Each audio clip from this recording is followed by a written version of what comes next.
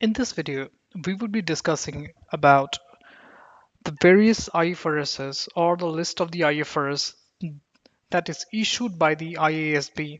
So this is basically an extension of the video that was previously published by me in my channel. So basically we're reading IFRS.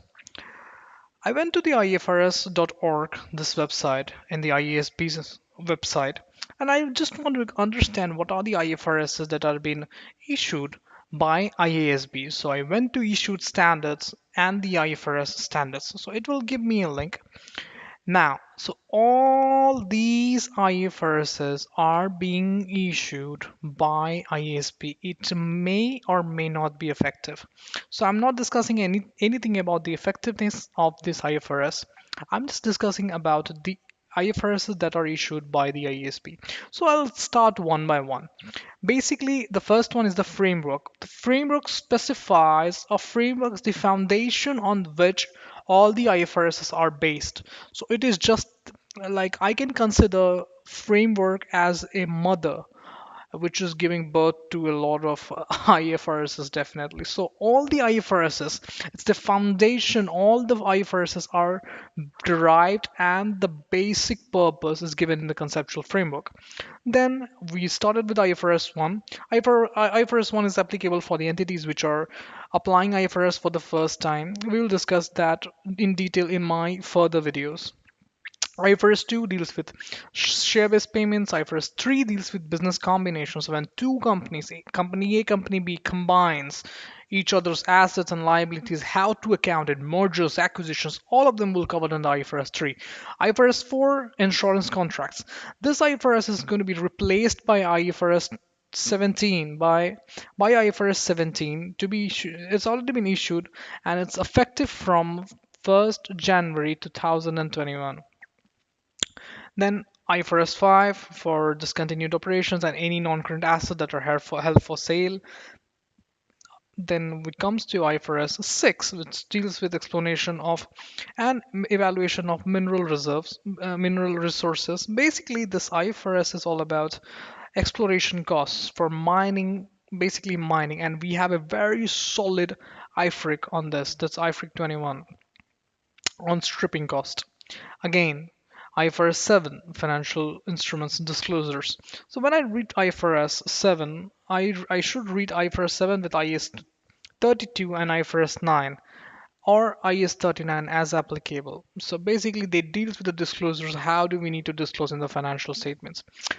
Again, IFRS 8 deals with operating segments. This has a limited applicability. It's applicable for specific companies, and basically this talks about segment reporting. Then comes to IFRS 9. IFRS 9 deals with financial instruments. Financial instruments, for the time being, just understand about debtors, creditors, cash, investments. I'm not going detail in IFRS 9, but in order to have a brief and very broad idea about IFRS 9, just think about any stock, cash, and debtors. And IFRS 10 deals with consolidation, IFRS 11 deals with joint arrangement, and IFRS 12 deals with disclosures. So these are basically some group accounts that we need to understand. Then we are talking about IFRS 13, deal with fair value measurement. Anywhere in the IFRS, it specifies about what do you mean by fair value. We need to calculate the fair value. Now, how are we going to calculate the fair value? It's given in the IFRS 13. It has specific methods. We need to jump into the IFRS 13 and we need to understand what it's exactly it is. Now, IFRS 14 deals with some regulatory deferral accounts. We're not going to go into that. Then it's IFRS 15. The most popular standards nowadays is IFRS 15. Revenue from contract with the customers, the five-step models. It's going to replace the IAS 18, the old revenue recognition model. A lot of things have been said. Now, the next is the same substantial change, IFRS 16. It deals with leases and how to report for both finance and operating leases. I would say that typically there is no operating lease, and we'll look into it.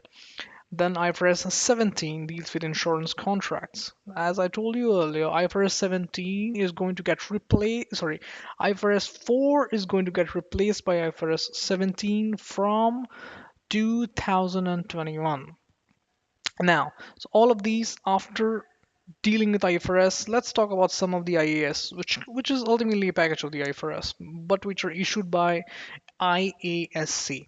Presentation of financial statement, how to present the financial statement, what do we call financial statements, and what's current and what's non-current classification. All of these stuff is covered under IAS 1. IAS 2 deals with inventories, all of the things like any asset that is held for the purpose of sale, production, or what do we need, like how by how much amount we need to capitalize inventories, and all of these things are covered in IAS 2. IAS 7 deals with statement of cash flows, how to present the cash flows, the different categories, set off, all of those things there. IAS 8 deals with the accounting policies and if there is any changes in the estimates or if there's any error. So I will say that if someone is reading IFRS, IAS 8 has a very substantial amount of impact if we are changing an accounting policy or we're applying a new standard as it is. So it has a very solid level of app. Let's talk about IAS 10, that is events after the reporting period. So it also has an implications on if there is any event that is going to that is require any kind of adjustments to be made in the financial statements. Now, after that, we need to understand IAS 11. IAS 11 deals with construction contracts. So IAS 11, IAS 18, and some IFRS related to any customer royalty, all of them will be submerged or all of them will be merged in the IFRS 15, which deals with revenue from the contract with the customers. Now, after this, we talk about taxes, which is covered in the IAS 12. One more thing that I want to tell that IAS 12 deals with income taxes only. It's not dealing with any other taxes. It's only income tax, the tax on your income. Then we deal with IAS 16, property, plant, and equipment. Like by how much amount we need to capitalize, what do we actually mean by PP&E, how to disclose, and what are the various presentations that is required for the PPE. All of these things will be covered in the IAS 16. Now, let's understand IAS 17. It's going to be replaced by IFRS 16 from 2019. So this is basically an old standard. IAS 18, the old standard for revenue. IAS 19 deals with employee benefits. It covers both defined contribution plans and defined benefit plans and how to account for under both of the terms and both of the plans. So after that, we understand IAS 20 will deal with government grants. Basically, if someone wants to read, the standard should be read with IAS 16, which can give you better clarity on that. IAS 21 deals with the effect of changes in the foreign exchange rates because nowadays the companies deal with foreign exchange. It's the world of globalization. People do business in multiple jurisdiction, which is having different currencies, and how to record those transactions and how to record transactions in other than your presentation currency or functional currencies. All of these things are given in IAS 21. IAS 23 deals with borrowing cost, by how much amount we need to capitalize the interest component, the financing cost component that we have incurred to capitalize or we have incurred in respect of any substantial asset. So all of those things are there. IAS 24 deals with related party disclosures, and IAS 26 deals with any retirement benefit plan. This is basically a replacement. This has already been replaced by IAS 19 in respect of employee benefits.